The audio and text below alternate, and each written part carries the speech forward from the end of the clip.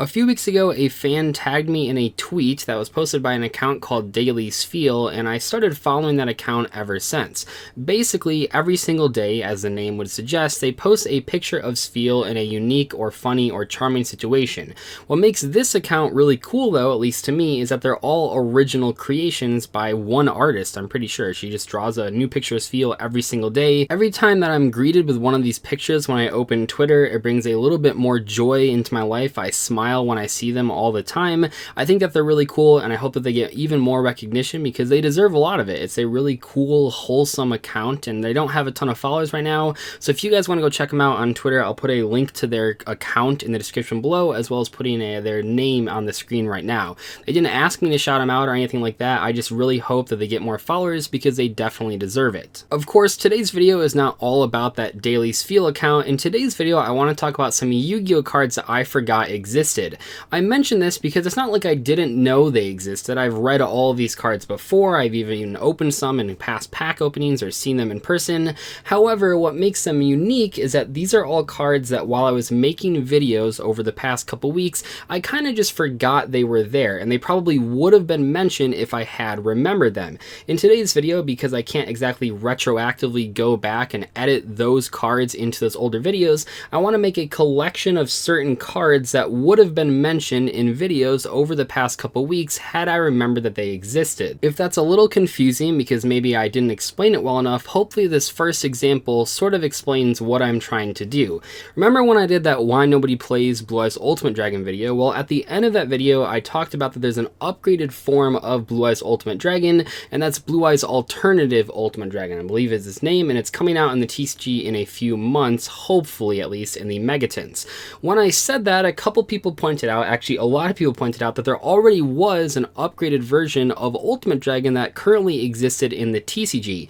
This is Neo BlueEyes Ultimate Dragon, which came out in the movie pack, and yeah, I completely forgot about this card, and that's why I didn't mention it in that BlueEyes Ultimate Dragon video, but in today's video, it's going to be the first card that we're going to talk about. Because this card has the exact same stats and summoning requirement of Ultimate Dragon, this card technically is a strict upgrade in most cases.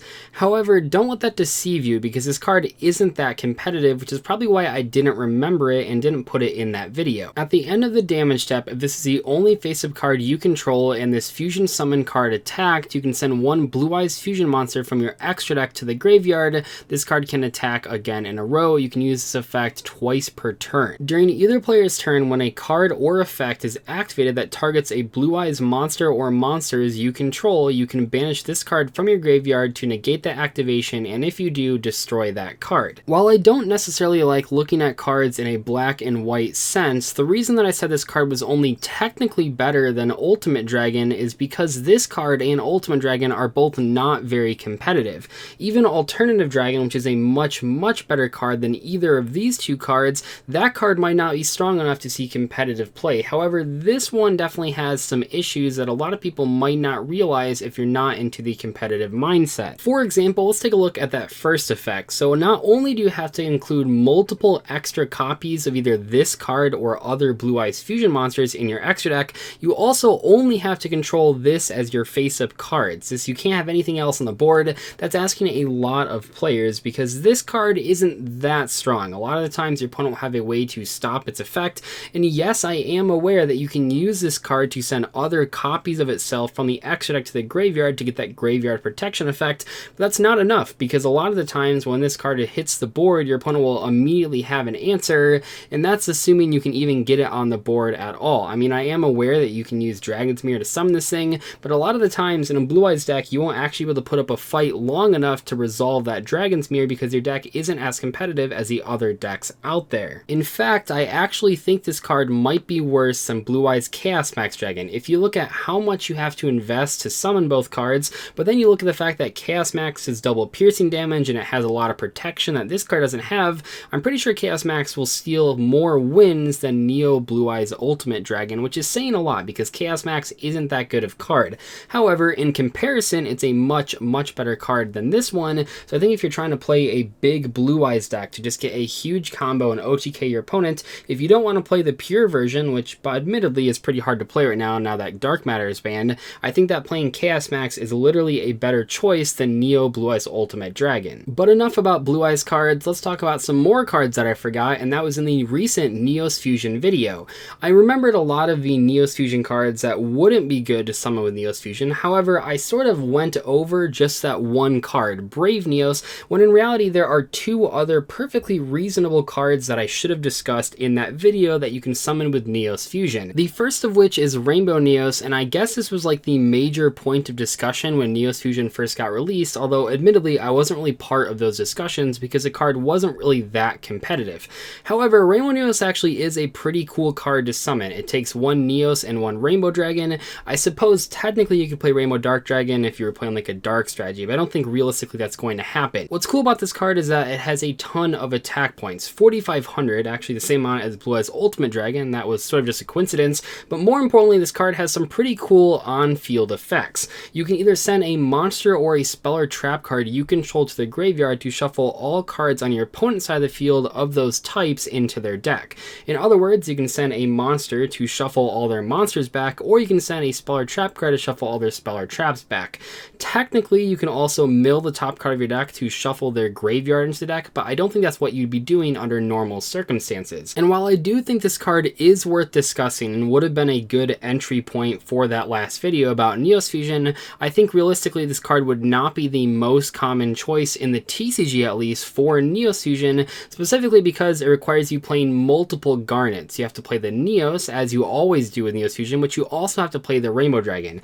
And yes, I'm aware that Neos Fusion can send the cards from your hand, field, or deck to the graveyard, so drawing them isn't the worst thing in the world, but you really don't want to send cards from your hand to get value out of that card. You want to send cards from your deck so you don't take a minus when you summon these fusion monsters. The other cool card that you can summon with Neos Fusion that I completely forgot about was Elemental Hero Neos Knight. Now in this case, more so than Brave Neos, more so than Rainbow Neos, you're only using this card for its material. I mean, that's obviously a big portion of Brave Neos and what makes it so good in Duel Links, but I think specifically with Neos Knight, the effect is really, really bad. So Neos Knight takes Neos and any warrior type monster, which basically means that Neos Fusion is a foolish burial for any warrior. That seems pretty good, or at least pretty good relative to the other Neos Fusion monsters that you can summon. This card gains the attack equal to half the attack of the warrior type fusion monster used for this card. That's kind of cool, I guess, but the main problem is that even though this card can attack twice, when this card attacks, your opponent takes no battle damage. That's not the biggest deal in the world. It means that you can push through some big monsters your opponent might have, but in most cases, you're only using Neos Fusion for Neos Knight to get that warrior monster in the graveyard. I don't necessarily think that Neos Knight or Rainbow Neos are better or worse than Brave Neos. However, I still think that in general, sending a level 4 monster or 4 or lower monster to the graveyard is going to be better than the effect of Rainbow Neos on the field, or better than sending a warrior monster to the graveyard. It's also worth mentioning, just as a side note, one of the best level 4 monsters that you can send for Neos Fusion is actually Fairy Tale Snow, a card that is unfortunately banned, but a few people pointed out that Fairy Tale Snow actually fits very well into what I was saying about Neos Fusion. If that card ever gets unbanned, it would be cool to see people play Neos Fusion and Fairy Tale Snow in some sort of Light Sworn strategy. And then lastly, if you remember, about a week ago, I made that video talking about Ghost Sister and Spooky Dogwood, and I'm not saying that anything that I said in that video was inherently wrong. However, I do want to add one more thing that a couple people pointed out. Basically, I forgot about the entire Aromage archetype, which is kind of funny because I think this archetype is pretty cool, and I see it in Duel Links, and I tested it in the TCG for a little bit. They also just got a new Link monster in Dual Power, which is pretty neat. However, I completely forgot that Ghost Sister and Spooky Dogwood actually works really, really well in an Aromage-based strategy. Many of the best Aromage cards have trigger effects during either player's turn whenever you gain life points. In most cases in the past, you do that with the field spell or one of their trap cards. However, in the case of Ghost Sister and Spooky Dogwood, you actually have a hand trap way to gain life points and trigger these effects on your opponent's turn. I think that's really cool, and while I don't think Aromages are suddenly meta or even rogue because of this interaction, I do think I owe it to the few Aromage players out there to at least mention it in some video, even though I forgot about it in that initial analysis. Anyway though, hope you guys enjoyed today's discussion video about all these cards that I totally forgot existed when I made these videos over the past couple weeks. I really try to do as much research as possible, but a lot of the times, especially when looking at cards that maybe aren't as competitive, it's harder to find these sort of lesser known archetypes or cards when looking into the things that I already know exist, because they're more competitive options. I'll see you guys later though. Thank you so much for watching. Goodbye.